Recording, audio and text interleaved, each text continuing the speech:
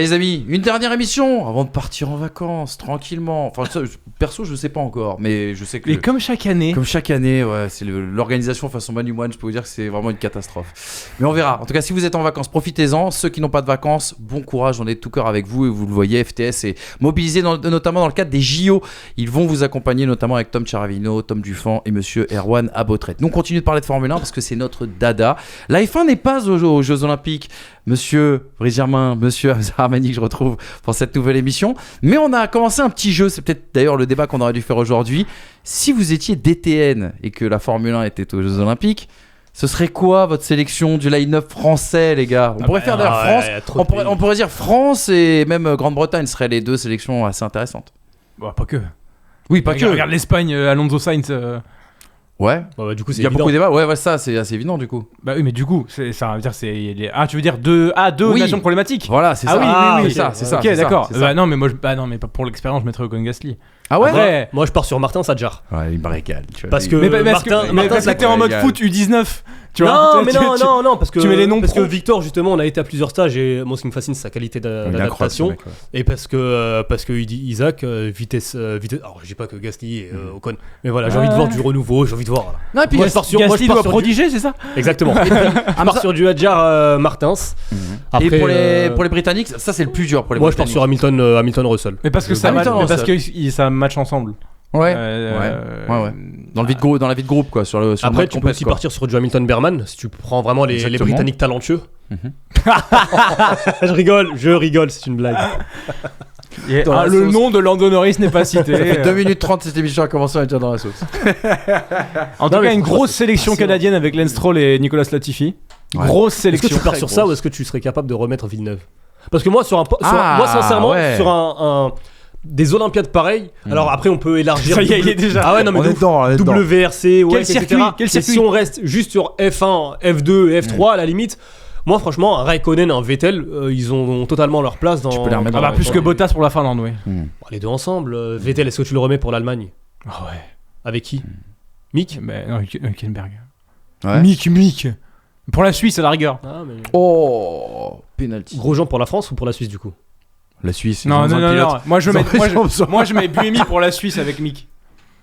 Ah, t'es dur. Il a la nationalité, Mick? Je sais même pas. Ah ouais, il est né là-bas. Tu vois, l'Italie en F1 on n'en a pas, mais Antonelli et je sais pas, Gabriel Emili. Ah, tu vas chercher dans le WEC après. Et Jarno. Tu ramènes Jarno. Il y a trop de. Physique, elle roule encore, non? Ouais, mais je suis en GT dans des petits. Le Japon, Kobayashi, moi je le. Allez hop. Kamil Kobayashi, super Formule 1. Il y a juste Tsunoda qui est là. Super Formule 1. Tsunoda Iwasa, qu'est-ce que tu racontes? Kobayashi, je le mets. Impressionnant, ouais. Monsieur Levallois, c'est chez lui. Non, Ah oui, parce qu'il est à domicile. Ah oui. Est-ce que tu le naturalises pour l'occasion français? Non, on n'a pas besoin malheureusement. Heureusement, ouais, c'est ça. Mais amusez-vous à faire le jeu comme ça. Amusez-vous à faire le jeu. Vous nous faites vos petites sélections pays par pays en commentaire. On va se régaler à lire ça. Venezuela qui ramènerait Maldonado. Ouais, c'est sûr. Oh mon dieu. Mais par contre, les Pays-Bas. La Colombie, je ramène les deux Montoya, père et fils. Oh, bien joué. Sébastien Montoya qui est en F3. Ouais, F3 tout à fait. Et Juan Pablo. Pablito. Qu'on a vu à Goodwood notamment. De retour dans sa Williams iconique et lui et n'aurait pas eu le problème de Russell, si vous voyez ce que je veux dire. Summer Body. Ça fait écho bien sûr au débrief de lundi dernier. J'espère que vous êtes allés le voir. Si c'est pas fait, allez-y, rattrapez-vous parce qu'on a parlé de beaucoup de choses. On va parler de beaucoup de choses aujourd'hui. Ouais, vas-y. Il y a encore je suis en train de réfléchir sur plein de pays, mais vas-y parce que l'émission ne démarrera jamais, donc vas-y. On va avoir un gros sujet. On va revenir sur la signature notamment d'Esteban Ocon du côté de chez Haas et se poser du coup la question: est-ce que le projet Haas est devenu plus sexy que le projet Alpine? Et puisqu'on parle d'Alpine, on va revenir sur les nouvelles de ces dernières heures, le départ de Bruno Famin, le 4e remaniement en 4 ans, et surtout une nouvelle qui nous attriste les gars, l'abandon du moteur Renault du côté de Viry-Châtillon. C'est quasi officiel et on vous donnera toutes les informations dans cette émission. On attaque le débat, les gars, et on revient sur le fait majeur de cette semaine. Est-ce que Haas est devenu un projet enfin plus sexy que Renault en Formule 1? Regardez plutôt avec ce premier tableau, un premier tableau avec un homme, Ayao Komatsu, le vent d'air frais qui souffle sur l'écurie américaine depuis qu'il a pris la place de Günther Steiner l'hiver dernier. On rappelle aussi les bonnes nouvelles du côté de chez Haas, la prolongation du partenariat avec Ferrari après 2026, des discussions discussions actuellement pour un échange technologique en vue d'un retour aussi de Toyota à plus long terme. Gene Haas qui recentre ses activités sur la F1, qui abandonne le NASCAR pour justement être plus consistant sur la Formule 1 avec, on le rappelle, le spectre d'une arrivée de Andretti. Le bon bilan comptable aussi également à mi-saison, parce que s'il y a une bonne satisfaction dans cette saison 2024, dans le midfield notamment, c'est bien sûr cette écurie Haas. Et puis je le disais, le recrutement d'Esteban Ocon pour 2025. Je vous ai exhumé 2 citations d'Esteban Ocon pour vous donner quelques billes. Esteban Ocon qui s'est exprimé en conférence de presse avant le début du week-end du côté de Spa en Belgique et qui disait ceci: on a commencé à discuter avec Haas il y a déjà assez longtemps. C'est à la mi-saison 2023 que les choses ont vraiment commencé, quand la période trouble a commencé en même temps chez Alpine. Des faiblesses qui troublent Alpine depuis 3 ans et sont toujours présentes sur notre F1 de 2024. La décision pour moi était assez claire. J'ai décidé il y a assez longtemps que je voulais un nouveau défi. Esteban Ocon qui nous explique donc qu'il a choisi Haas plutôt que Alpine il y a maintenant quelques mois. Esteban Ocon qui a donné aussi une excellente interview à l'équipe, notamment à notre ami Frédéric Ferret, c'était le 26 juillet dernier. Il dit: qu'est-ce qui m'a décidé? Plein de choses. Depuis qu'Ayao a repris le projet, j'étais intéressé. C'est quelqu'un qui a les pieds sur terre, qui a beaucoup d'expérience et il sait comment faire fonctionner une équipe. Ayao vient du terrain et c'est quelqu'un avec qui j'ai travaillé quand je suis arrivé en Formule 1 et qui m'a marqué tout simplement dès le début. Donc ça, c'est une chose. L'autre élément, c'est que cette équipe avec 300 personnes pour l'instant performe mieux que d'autres qui comptent le double voire le triple d'employés, ce qui est loin d'être négligeable. Et ça aussi, c'est clairement impressionnant. Enfin, ils ont un projet pour le futur avec des ambitions. Quand on parle avec Gene Haas, c'est transparent. On sent qu'ils veulent, comme moi, se battre pour avoir des positions très intéressantes à terme. Mais ils savent aussi que ça va prendre du temps. Question un brin provoque. Alors Haas est devenu plus sexy qu'Alpine, les gars? Le choix, il est très raisonné et l'explication, je suis pas sûr que ce soit de la com. Parce que oui, Ocon a travaillé avec Komatsu chez Manor. Et chez Lotus, pour ses premiers roulages. Oui.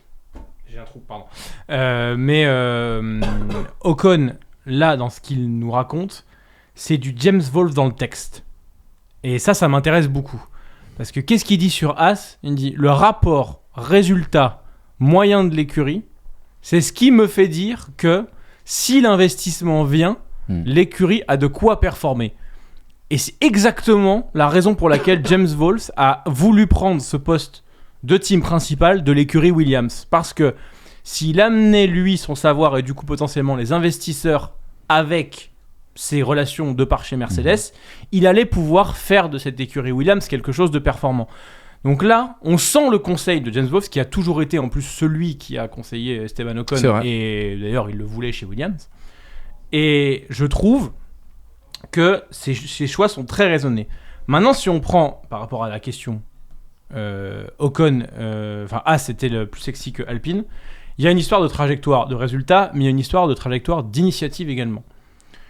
Quelles sont les initiatives à l'heure actuelle chez Haas? Tu les as évoquées. On a remplacé Gunther Steiner par Yao Komatsu, qui est un ingénieur, mais qui, en termes de management, prend beaucoup de risques pour essayer d'amener le plus haut possible ses monoplaces, parce que quitte à faire de la parade en fond de grille, autant tenter quelque chose. Et pour le moment, ça a performé. On a eu quand même 2 6e places de suite de la part de Nico Hülkenberg. On a une proactivité de Gene Haas, justement, qui veut investir davantage sur le projet Formule 1, avec un recentrage des activités, comme tu l'as dit. Et en plus de ça, on a ce côté Toyota, qui a quand même une des meilleures infrastructures de développement au monde, basée en Allemagne, donc en Europe, ce qui n'est pas le cas de Haas à l'heure actuelle, et qui pourrait donner à Esteban Ocon ces raisons de dire: ok, ce projet est proactif dans sa façon de se développer, ce qui n'était pas le cas auparavant. Auparavant, c'est pas forcément que sous l'ère Gunther Steiner, mais c'est surtout sous l'ère le début de Haas, on a toujours fait ses choix par soumission à ce qui restait, à ce qui était possible.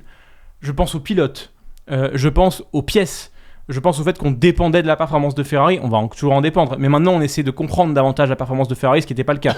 On a désormais des upgrades qui fonctionnent, ce qui n'était pas le cas avant chez Haas. Au niveau des sponsors, on a des bases qui sont beaucoup plus saines, notamment avec MoneyGram, que je sais pas si c'est Hülkenberg ou si c'est Magnussen qui l'a ramené. Mais bref, on a des bases plus solides qu'un Rich Energy qui va venir sauver l'écurie au mois de décembre ou au mois de janvier, un Uralkali qui est un sponsor russe lié à un homme d'État. Enfin voilà, on n'est même pas sur les mêmes dynamiques.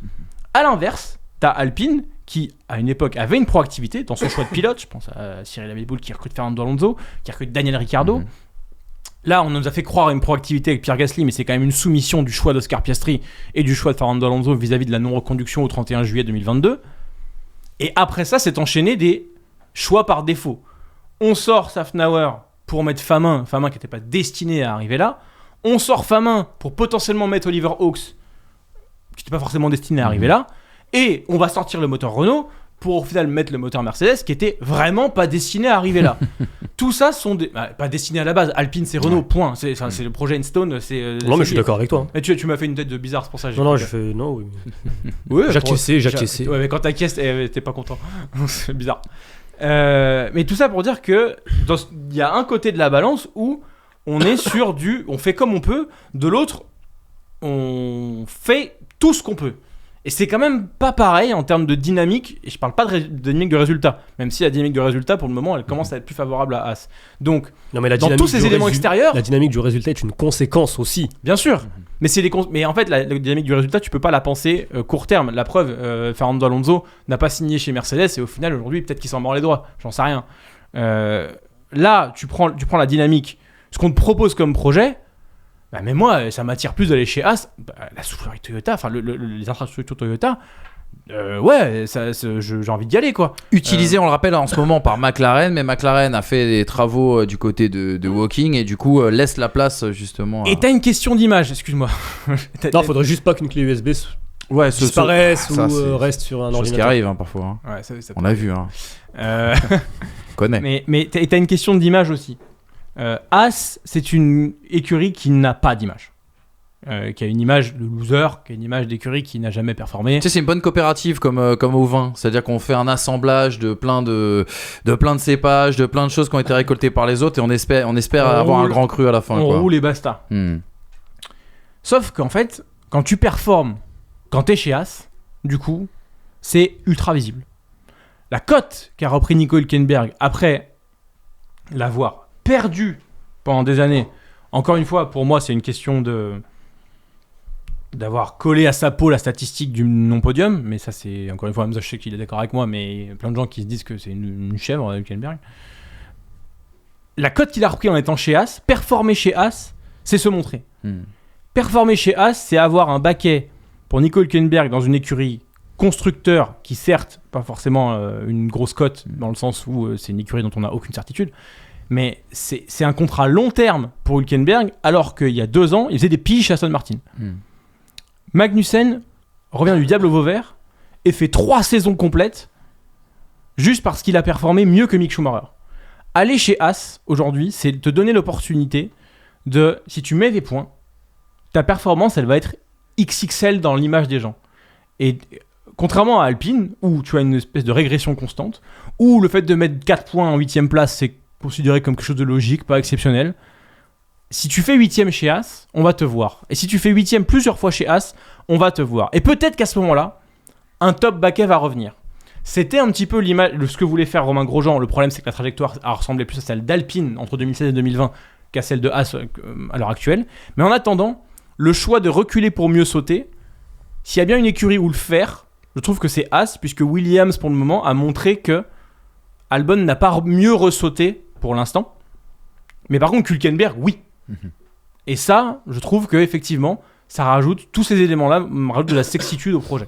Désolé, j'ai été très long, excusez-moi pour... Non, mais pour reprendre sur ce que tu viens de dire, pour moi, Williams et As, je suis pas sûr qu'il y ait tant de différence que cela, et si Albon n'a pas ressauté, c'est aussi une histoire de timing, peut-être.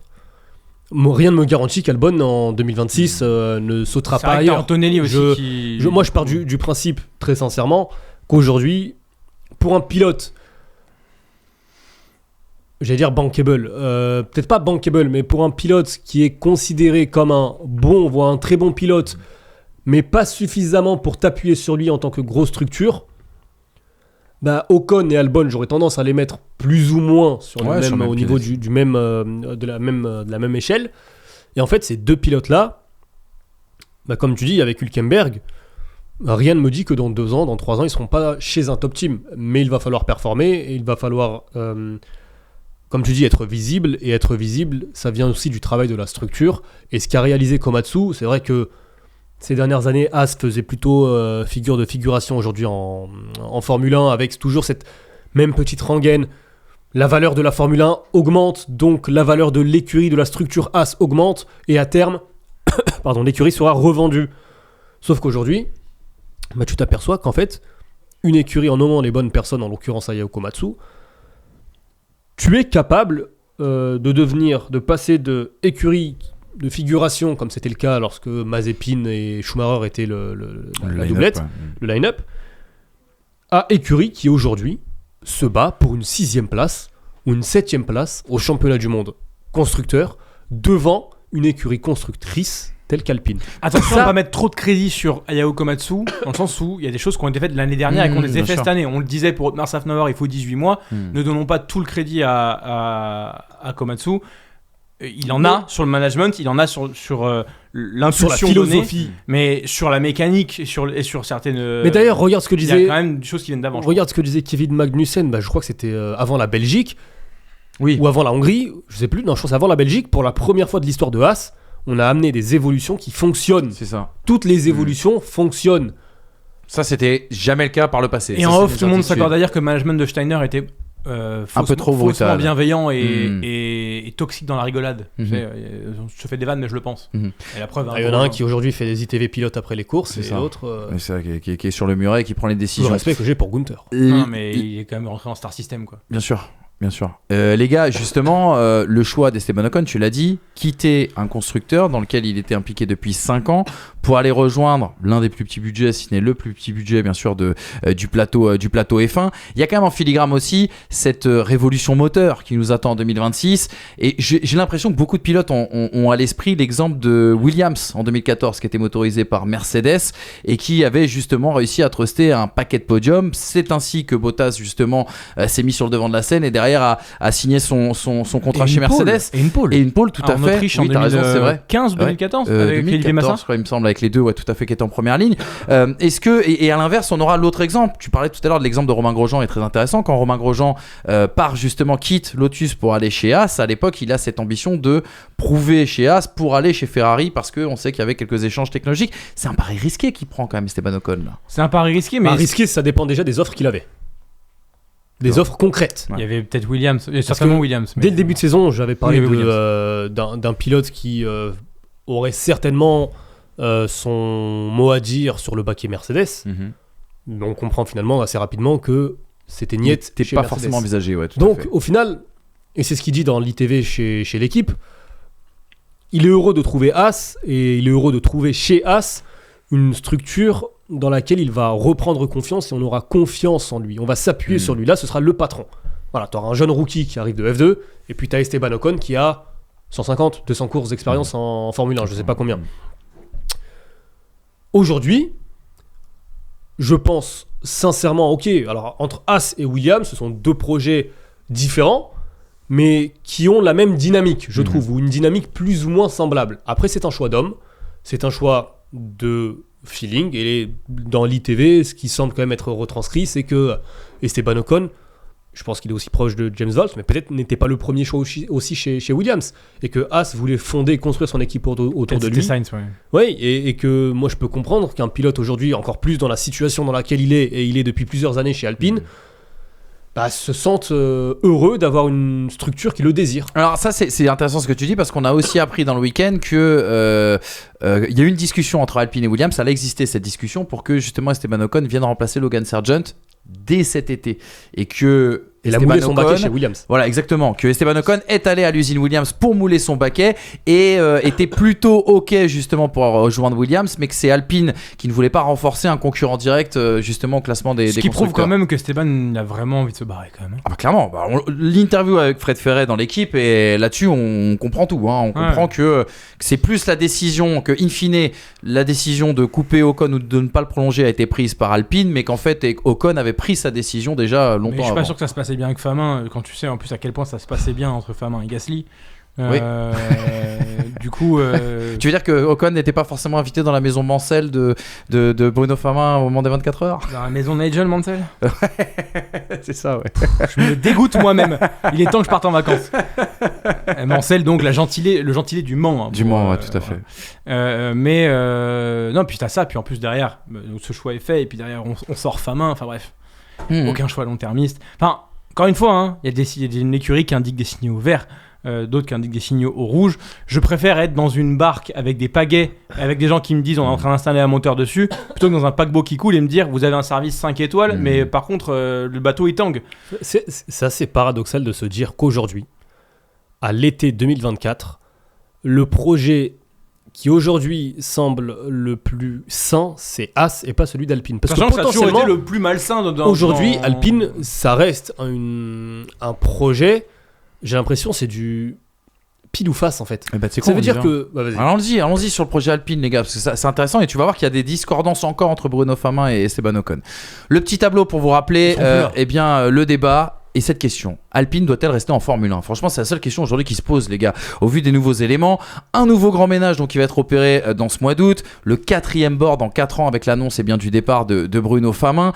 Viry, c'est fini. Aussi, la construction des moteurs Renault s'est terminée, on y reviendra dans un deuxième temps. Une consultation a été lancée. Alors c'est, en fait, c'est pas encore effectif, mais le processus d'abandon de Viry a été lancé auprès du board de Renault et également une consultation auprès des salariés a été lancée dès la semaine dernière pour essayer justement de les redispatcher, on va dire, au sein du groupe Renault dans d'autres entités. Donc c'est-à-dire que s'il n'y avait pas le cadre français, ce serait déjà annoncé que Viry ferme.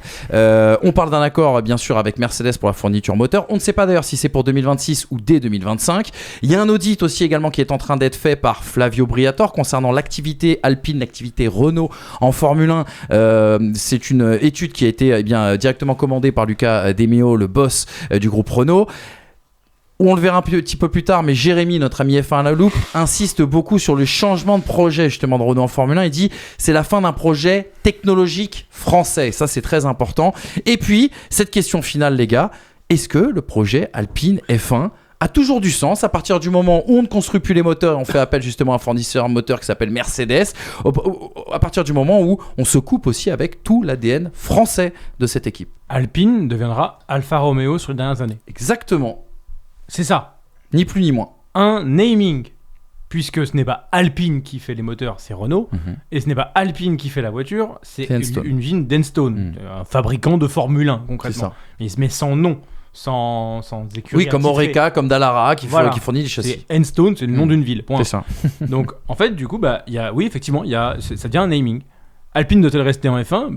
En tout cas, ça va permettre à Alpine de pouvoir se barrer beaucoup plus facilement si jamais ils veulent partir. Par contre, Renault n'est plus en F1. Renault n'est là que par le naming d'Alpine. Luca De Meo est en train, sans le faire réellement, de vendre Alpine. Clairement. Enstone, c'est même peut-être ta première pierre. Et que dira l'audit de des moteurs Briatore à Mercedes sous une entité Alpine. C'est tout. Et aujourd'hui, c'est la mort, effectivement, d'une écurie française en Formule 1. Point. Et ça fait depuis 45 ans que ce n'est pas arrivé. C'est-à-dire que vous pouvez me parler de la période où il n'y a pas Renault en F1. Renault était en F1 dans les moteurs. C'est le plus important. Oui. Quand Mercedes n'était pas là, Mercedes gagnait avec McLaren. Honda est toujours là. Et c'est pas parce qu'ils n'ont pas d'écurie bar Honda qu'ils sont plus là. Là, on va avoir une disparition totale du savoir-faire français automobile en Formule 1. C'est dramatique. C'est tout. Non, mais t'as raison. Et on va revenir sur la question du moteur dans quelques instants où je vous donnerai des chiffres, etc. Il y a une information qu'on allait prendre, qu'on allait piocher cette semaine. On est assez effaré par le nombre. Il y a Bruno Famin, certes, qui part. Mais le nombre, vous savez, au board, autour de Bruno Famin, autour des équipes de Bruno Famin, c'est des équipes quasiment 100% françaises. En l'espace d'un mois, on a rasé la table, il n'y a plus personne. Mais le pire, c'est quand on vire Perman et quand on vire il n'y a pas que des amis des pistonnés qui se sont fait virer, je tiens à le dire quand même. On ne protège pas non plus que des gens qui nous ont aidés. On n'a pas beaucoup d'amis. On en a chez Alpine. Ah bon ? Mais qui sont partis. Ah, d'accord. Et on n'en avait pas chez Alpine qui sont partis aussi. T'as toujours des t-shirts ? Moi j'ai gardé ma trousse de toilette. Tiens, le casque. Exactement, c'est un cadeau d'Alpine. Effectivement. De gens qui nous aimaient pas. Qui sont partis. Comme quoi, il sera déçu celui-là. Cadeau de gens d'Alpine avec exactement. Ça, c'est un morceau d'histoire, ça. Et le drapeau français. Ça, c'est un morceau d'histoire. Et le drapeau français, tu vois. Tout était en berne. Ça vous dirait, on fait une cérémonie, on invite des gens quelque part, on se met sur la place de la République et on fait 1 minute de silence. J'aimerais bien. Hamza, ce fameux remaniement, là, justement, le énième remaniement, 4e en 4 ans. Qu'est-ce que ça évoque pour toi ? Je ne vais pas revenir sur l'aspect français, Brice a tout dit. Ce que ça dit, ce que ça évoque, c'est que c'est une structure qui est malsaine depuis 4 ans, qui est incapable d'avoir un projet, de s'y tenir. Lorsque Safnauer est viré l'année dernière, j'entendais des Safnauer est un problème, il ne sert à rien, Perman est un problème, il ne sert à rien. À l'époque, on disait, ouais, mais comment veux-tu en 12 ou 18 mois incorporer tes idées au sein d'une 18, il est structure? viré en Belgique, quoi. Même là, comme là. Bah, là, aujourd'hui, tu as son remplaçant qui est viré après 12 mois. Comment veux-tu qu'il incorpore ses idées, qu'il les mette en place?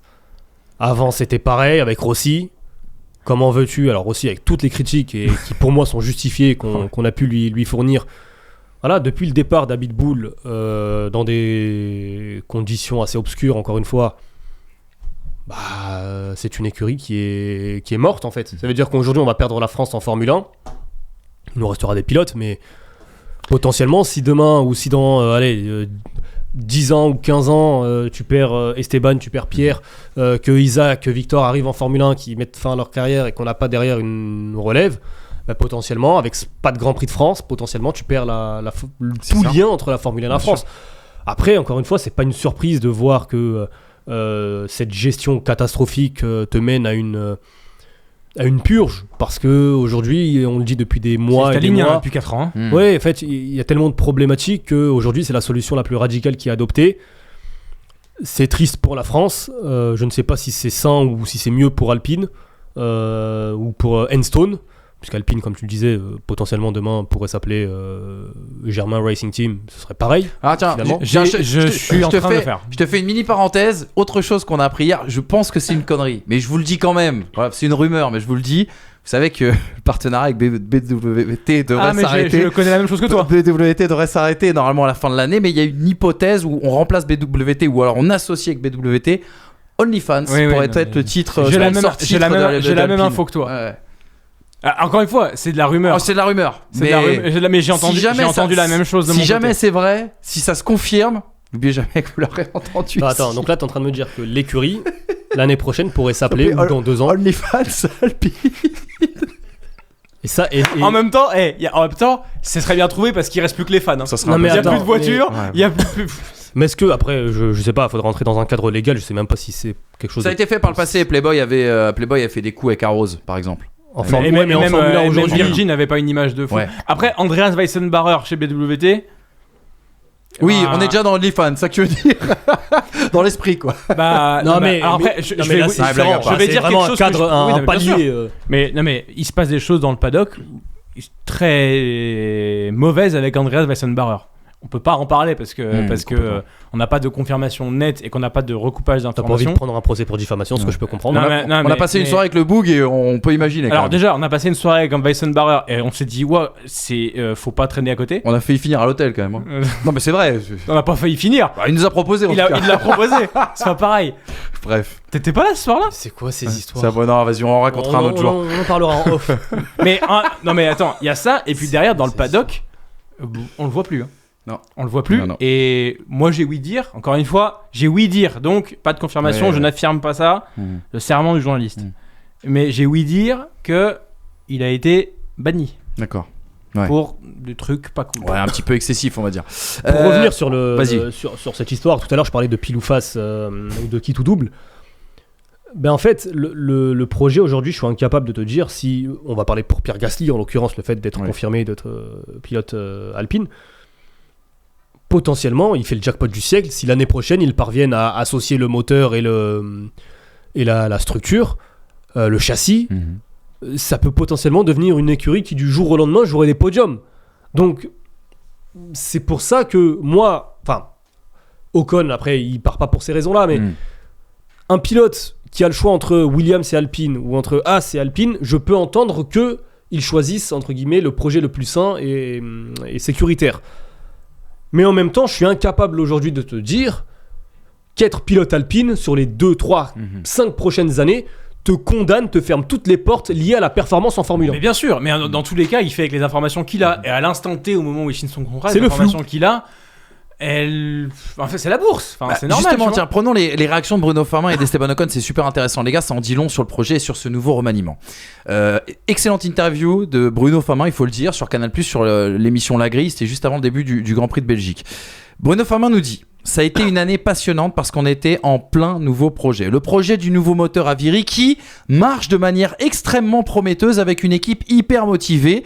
Et puis, on a engagé à Enstone un certain nombre de changements que certains attendaient depuis longtemps. Oui, il y a eu des hauts et des bas, forcément, mais on est en reconstruction, une nouvelle fois certes, nous dit Bruno Famin. Bruno Famin qui rajoute aussi également cette petite phrase « J'ai pas d'amertume du tout, je suis très content d'avoir fait une année comme team principal en F1, mais je ne suis pas mécontent d'en partir aujourd'hui. » Ça en dit long quand même aussi sur l'état des relations au sein d'Alpine et ce que tu disais, c'est-à-dire cette la structure malsaine. Oui, quoi, et la complexité aujourd'hui voilà. d'être manager en Formule 1. Exactement. Donc Famin nous dit... Et chez Alpine encore plus peut-être. Ouais. Famin nous dit... Normalement, on a un top moteur pour 2026. Moi, c'est ce que je comprends dans cette déclaration. Info, un tox, ça on ne sait pas. Esteban Ocon, conférence de presse juste avant le début du Grand Prix de Belgique. Il dit « Ce n'est un secret pour personne. Personne n'est content au sein de l'équipe de notre situation. Il n'y a pas eu suffisamment d'amélioration sur certains points, sur certains problèmes techniques, comme nous avions pourtant su le faire il y a des années. Nous n'avons pas encore atteint ce stade de développement technique et d'amélioration d'un top team et nous sommes confrontés aux mêmes problèmes que nous avions déjà il y a 3 ans avec la voiture actuelle, ce qui n'est pas possible en Formule 1. » Esteban Ocon qui a rajouté à motorsport.com après Budapest, il y a beaucoup de choses qui n'ont pas été faites comme elles auraient dû l'être. Nous, les pilotes, avons tous dit des choses sur le développement de la voiture. Beaucoup de problèmes existaient déjà il y a quelques années. La motricité, le poids, le fait qu'elle soit pataude dans les virages lents. Moi, j'ai même l'impression que c'est un process de travail. Ouais, moi, je suis plutôt sur cet aspect. Je pense que c'est plus un process de travail. Le nombre de problèmes techniques qu'il y a eu sur la boîte de vitesse, par exemple, chez Alpine. Déjà du temps de Fernando Alonso. Il en parlait et il en reparlait manifestement parce qu'il utilise les mêmes termes, peu importe l'interlocuteur en face, l'entretien chez l'équipe.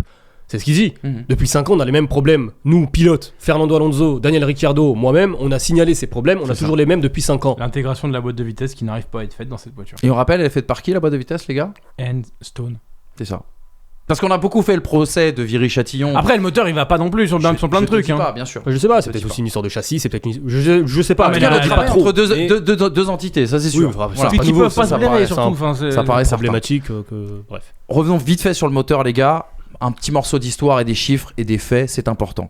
Renault qui a marqué l'histoire du moteur. Regardez ce quatuor qui était absolument incroyable. Bernard Dudot à droite, on avait Louis Schweitzer, le patron de Renault. À gauche, c'était oh mince, j'ai un trou de mémoire. Cotton, je crois, Cottonson, je sais plus quoi, à droite, et à gauche Patrick Faure. Voilà, j'y arrive. Il y a 4 dates clés pour vous montrer que Renault a marqué l'histoire de ce sport. 77, la révolution du moteur turbo qui deviendra le moteur justement qui sera adopté par tout le monde. 92-97, les titres mondiaux avec Williams et avec Benetton sur un V10 archi dominant. Les 5 titres de l'ère V8 aussi entre 2006 et 2013. Un titre avec Renault et bien sûr les 4 titres avec Red Bull. En fait, c'était un V10 en 2005. On est passé du V10 au V8 entre 2005 et 2006. Et ensuite, bien sûr, les 4 titres consécutifs de Vettel et de Red Bull, ça c'est l'ère V8. Et puis, on en a parlé il y a quelques semaines, l'échec de l'ère hybride, échec qui a été d'ailleurs confirmé par les dires en tout cas de Luca De Meo. En chiffres, les moteurs Renault, 43 saisons depuis 1977, plus de 700 courses, 169 victoires, 463 podiums, 12 titres constructeurs. Ça, c'était quand même assez incroyable. Les gars, franchement, Hamza commence à en parler. On n'a plus de Grand Prix de France. On va plus avoir de moteur Renault qui a marqué l'histoire de ce sport. On a une écurie qui va s'appeler Alpine, mais qui sera plus une écurie française. On n'a même plus de F1 TV en replay en France. On n'a plus rien en fait. Grosso modo, heureusement vous allez pistonner parce qu'en fait on a à peu près plus rien. C'est une catastrophe industrielle ce qui se passe avec l'abandon du moteur Renault, les gars. C'est une catastrophe industrielle. Bah oui, mais en fait, vous comprenez ce choix-là ou pas ? Parce que il y en a qui vont être, comme l'a dit Hamza, dans un truc pragmatique de dire ouais mais t'arrives pas à faire un moteur hybride depuis 10 ans. Mais ça veut dire que la catastrophe industrielle, elle vient du fait qu'elle part à partir du moment où en fait on décide que Alpine devient l'écurie et pas Renault, parce qu'en fait Renault ne déciderait pas de s'auto-tuer. Là en fait on a une vision de groupe, une vision de holding qui fait que on veut vendre des A110 dans le monde. Et pour vendre des A110 dans le monde, on ne peut pas être en F1 et ne pas être performant. Si on est en F1, chez Alpine, c'est uniquement pour une question d'image. Et du coup, vendre des caisses.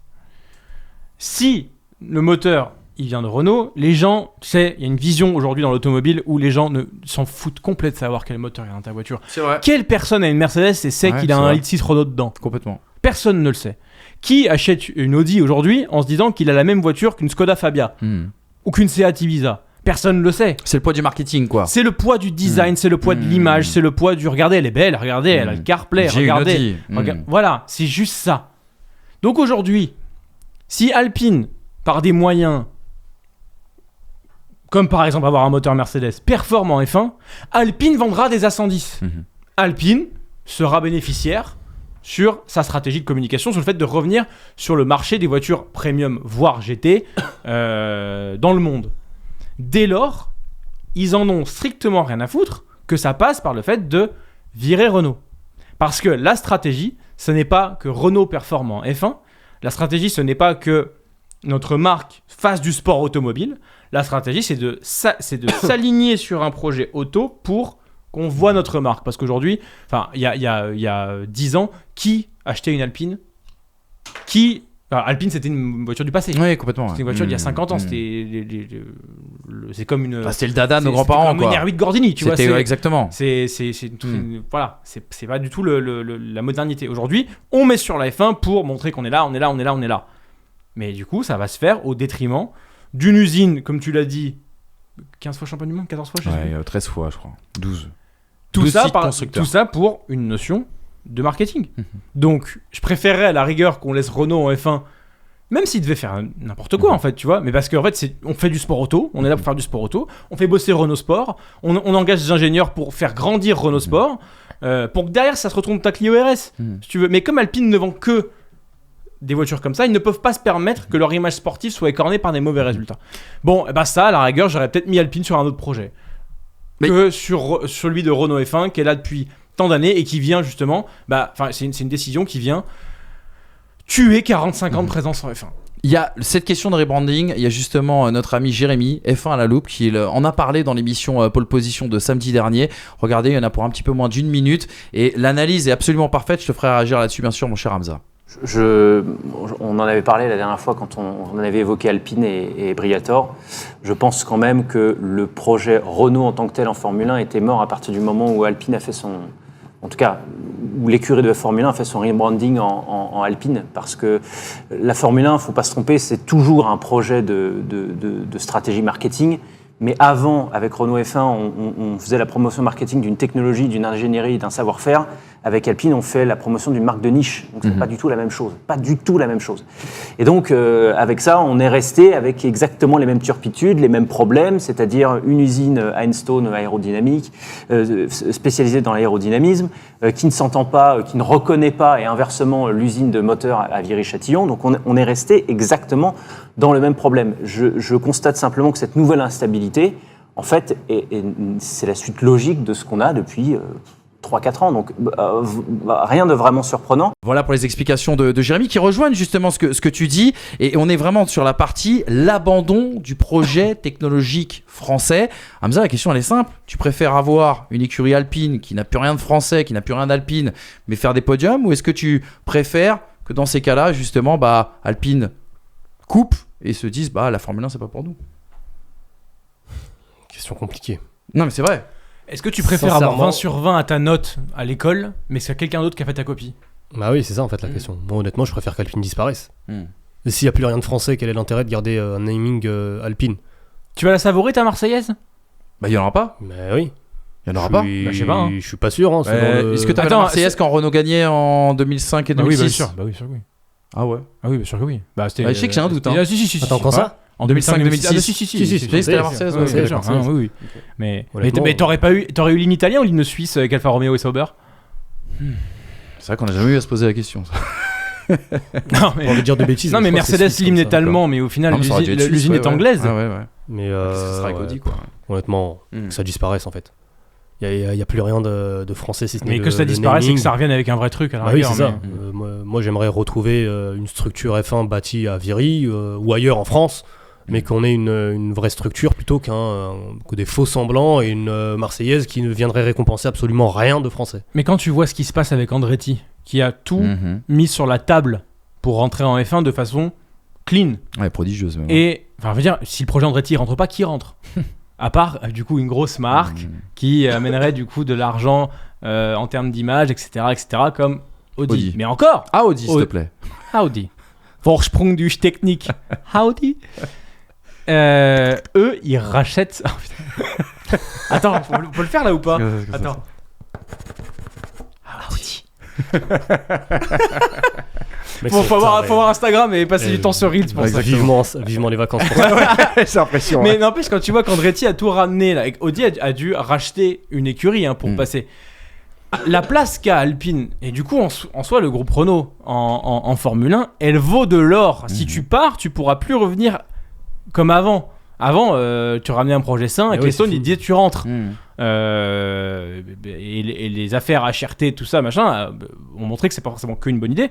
Mais en soi, la place que tu as là, si tu laisses le moteur à Mercedes et que tu laisses la fabrication à Enstone, si Renault veut à un moment donné revenir en F1, Alpine, s'ils n'ont plus que la possession ou en tout cas le naming, est-ce qu'ils vont pouvoir revenir? Est-ce que c'est pas la disparition totale? Bien sûr. Et pas éternel, mais tu vois ce que je veux dire. Enfin, comment revenir derrière? Et tu sais que l'une des conditions du retour en 2016, ça avait été, à l'époque Carlos Ghosn l'avait dit, on revient en Formule 1 si on a un statut d'historique. Le statut d'historique, c'est plus d'argent issu des droits télé à l'arrivée. Ça avait été une large négociation avec Ecclestone à l'époque, qui avait cédé finalement. Mais là, en effet, tu as bien raison. Vu la manière avec laquelle tu pourrais continuer et poursuivre ce projet, peut-être que si tu es amené à partir et revenir derrière...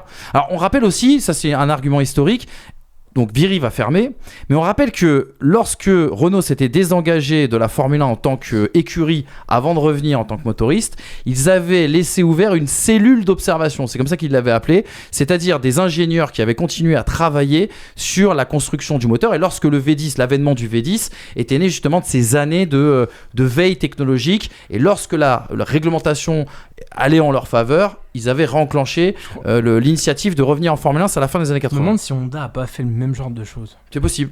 Notamment entre McLaren et Red Bull, où ils étaient énormément présents chez Red Bull alors qu'ils n'étaient pas encore, pas encore officiellement. Si officiellement, mais c'était pas eux les motoristes. Mais bref, c'est quand même un pari risqué quoi. Moi, et c'est comme les Grands Prix, c'est pareil. Avec Liberty Media. Oui, tu sais jamais quand tu reviens. Parce que la gestion est plus la même. C'est-à-dire que là, on peut faire la preuve par l'exemple. En attendant, l'exemple, il est sous des règles différentes. Et Liberty Media, à partir du moment où tu ramènes pas, où tu n'amènes pas un intérêt financier à tout ça, on l'a vu, c'est compliqué. Et il y a une notion aujourd'hui, comme la ligue est de plus en plus fermée, on va dire, oligarchique. Bah oui, parce que le gâteau est bon. Il y a beaucoup à manger sur ce gâteau. Regarde, je te dis une bêtise. Le gâteau grossit, mais on va pas plus le partager. D'autant plus si tu as ton statut d'historique. Si, admettons, tu viens à partir de la F1 alors que tu avais ce statut historique, je suis pas sûr que Mercedes, Audi, Ferrari, Red Bull, etc. disent ouais, revenez les mecs, vous inquiétez pas. Il y a tellement à manger sur le gâteau Formule 1 aujourd'hui que ce serait très compliqué. On ne veut pas d'une 11e écurie. Ouais, non. On n'en veut pas. On a bien compris. Et tous les teams principaux le disent. Et je prends le cas d'Andretti encore. Andretti, bienvenue, welcome, pas de souci. Par contre, vous rachetez quelqu'un. C'est tout. On ne veut pas avoir un nouveau concurrent. On ne veut pas avoir à partager le gâteau. On ne veut pas avoir à se préoccuper d'autre chose. Au niveau infrastructure, on ne veut pas du côté de Liberty Media perdre des infrastructures commerciales pour devoir les donner à une écurie sur les sites. Parce que du coup maintenant tout a été il y a beaucoup plus de box que 10 du côté de la formule des circuits. Et pour autant maintenant on se sert de tout ça pour faire du business. Donc on ne veut pas limiter l'espace commercial disponible. Là un retrait progressif, je parle de l'entité Renault, c'est un aller sans retour, je pense. Donc il faut très bien réfléchir à ça avant d'y aller, avant de plonger. J'ai l'impression qu'ils ont déjà plongé. Ils ont déjà plongé. Moi, j'ai pas les. En fait, on le sait depuis les 24 heures du Mans. C'était déjà le secret de Polichinelle aux 24 heures du Mans. Et là, on a compris que. Mais en attendant, j'ai peur qu'on les voit pas revenir. Vraiment. Exactement. Quelques réactions dans le paddock pour vous montrer que c'est pas qu'une affaire franco-française. Parce que vous pourriez nous dire, oh les mecs, vous êtes chauvins, mais il faut être un peu pragmatique. Ils y arrivent pas avec le moteur hybride. Bon, c'est comme ça. Il faut savoir trancher dans le vif. Quelques réactions parce que tout ce départ des moteurs Renault a été confirmé par Bruno Famin lors d'une conférence de presse des teams principaux, c'était jeudi avant le Grand Prix de Belgique. Frédéric Vasseur, forcément, qui nous dit « Je me concentre davantage sur le personnel de Renault. Je connais très bien l'entreprise pour y avoir passé des années. J'ai commencé ma carrière en 1992 avec Renault. Je suis profondément attaché à Renault et je pense que c'est dommage. » Alessandro Alumni Bravi, qui nous parle aussi également des conséquences de ce retrait de Renault. Comme Fred l'a dit, ce qui est important, ce sont les gens. Et j'espère que le projet que Bruno est en train de développer ira de l'avant, parce que Bruno lui-même et les gens de Viry-Châtillon, que je connais aussi personnellement, le méritent. Alors ça, ces déclarations, malheureusement, c'était avant qu'on sache que Bruno Famin, c'était terminé. Et puis, la dernière réaction, c'est celle de Laurent Mekies. Et celle-ci, je trouvais intéressante, et ça peut relancer aussi le cas à Andretti. C'est toujours une mauvaise nouvelle quand on perd un constructeur. Et bien sûr, ils resteront en tant qu'équipe, mais évidemment, l'un des grands objectifs de ces nouveaux règlements en 2026 était d'attirer plus de constructeurs. En fin de compte, si tout se passe comme Bruno l'a dit, cela signifie que nous aurons plus un motoriste avec Audi et moins un avec Alpine. C'est aussi la conséquence. C'est pas bon pour le business de la Formule 1, tout ça. Bah, il va rester à l'équilibre ou d'augmenter. Mais après, si le projet Audi est plus sain et plus viable que le projet Renault pour la Formule 1, ils s'en foutent, hein. T'as pas un doute là? Ah, moi non, hein. Ah ouais, non, Ok. non. Je sais pas, il y a des trucs qui sont sortis la semaine dernière, je me suis dit waouh! Ouais, mais c'est peut-être parce que je suis aveuglé, parce que c'est ma passion pour cette marque. mais non, je n'ai pas de doute. D'accord. Enfin, attends, ils ont pas fait un tour de piste que ça commence à parler. Sure. Laissons les faire, on verra bien. Alpine, ils ont fait des tours de piste, on a vu. Non, mais c'est plus Et dans on n'a pas vaincu. la cacophonie et la chienlit, comme dirait le général de Gaulle, au niveau du board et de l'organisation de cette entreprise. Qui commence d'ailleurs à prendre de plus en plus les contours que prenait Alpine. Ouais. Avec un chef motorsport et un chef marque. Mais bon, écoute, on verra. Hein. Et 2 usines à 2 endroits différents, dans 2 pays différents. Oula. Bon, bref, c'est encore un autre sujet, ça. C'est un autre sujet. Voilà, les gars. Plus d'Alpine. C'est triste de partir en vacances sur cet esprit-là. Non, plus de Renault. Plus de Renault, en effet. Moi, c'est ça qui m'attriste. C'est exactement Parce ça. qu'Alpine. Ouais.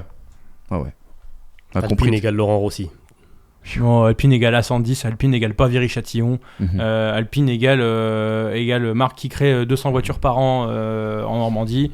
Je te dis pas que je m'en fous d'eux, c'est pas ça, c'est qu'en fait c'est pas eux qui ont créé l'histoire qu'on connaît, et c'est pas eux qui ont fait les Arnoux, c'est pas eux qui ont fait les Prost, c'est pas eux qui ont fait l'espace F1 pour faire rêver le monde, c'est pas eux qui ont fait les titres de Williams.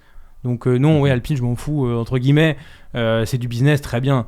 Renault par contre, encore une fois, ils ont pas su prendre le virage hybride, il y en a d'autres qui ont pas su prendre un virage de moteur, c'est pas pour autant qu'on a jeté le savoir-faire d'une écurie qui est là depuis 43 ans pour des raisons marketing, pour une marque annexe premium qui est là pour du business. Voilà. Enfin, encore une fois, j'ai l'impression qu'on fait les vieux cons à chaque fois parce qu'on se dégoûte du business. Ah non, mais à un moment donné, il y a une histoire et une culture aussi, quoi. On peut pas non plus trancher sur tout, quoi. Enfin, c'est exact. Encore une fois, ça a à peu près la même valeur qu'un Puro Sangue V6 Ferrari SUV. C'est que je comprends qu'on ait des impératifs. Après, encore une fois, hein, les marques se portent mieux comme ça, parce qu'au final, les gens qui achètent des voitures... Le Cayenne a sauvé Porsche. Ouais, oui, les gens qui achètent des voitures sont pas les passionnés de voitures, les gens qui achètent des voitures sont des gens qui ont besoin de rouler. Et à partir de là, ils en ont rien à foutre de ce qu'il y a dans leur voiture. Mais t'achètes un Puro Sangue, en fait, c'est pratique. Ouais, bah, c'est beaucoup plus pratique qu'une F12 Tour de France, effectivement. Et pour autant, est-ce que c'est ça qu'a créé l'automobile, la passion, le mythe, la légende? Non. Et j'ai l'impression qu'on est de moins en moins à vouloir kiffer ça, plus que se dire soyons pragmatiques.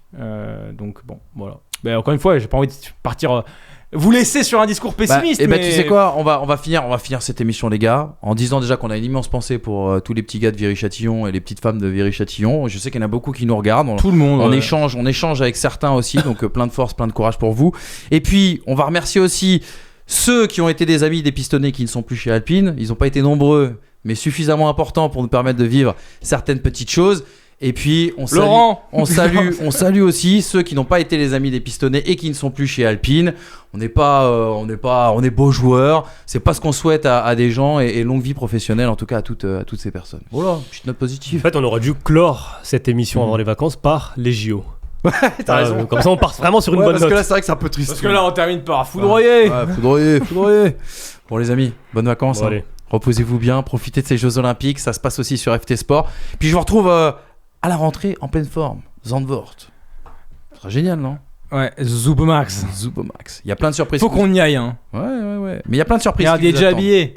Il y a plein de surprises qui vous attendent chez les pistonnés pour la deuxième partie de saison. D'ailleurs, il faut que tu me donnes du matos, toi. Ouais. Ah oula. Ah, on a oublié. Bon bah écoute, on va en parler en antenne, mais on revient fort. Je En vous tout promets, cas, pendant les à la vacances, je vais rentrée. bosser. Bisous les amis, merci à Léo et Aymen, les hommes de l'ombre, mais toujours présents pour vous faire vivre les pistonnés. S'ils n'étaient pas là, ça serait plus compliqué. Merci à vous, et en commentaire, tous vos avis sur tout ce qu'on a fait, et notamment le petit jeu des JO, ça nous régale. Si vous voulez pas nous voir, vous nous écoutez en podcast, ça marche aussi à la plage, c'est agréable. Ciao. Et n'oubliez pas, Mercedes.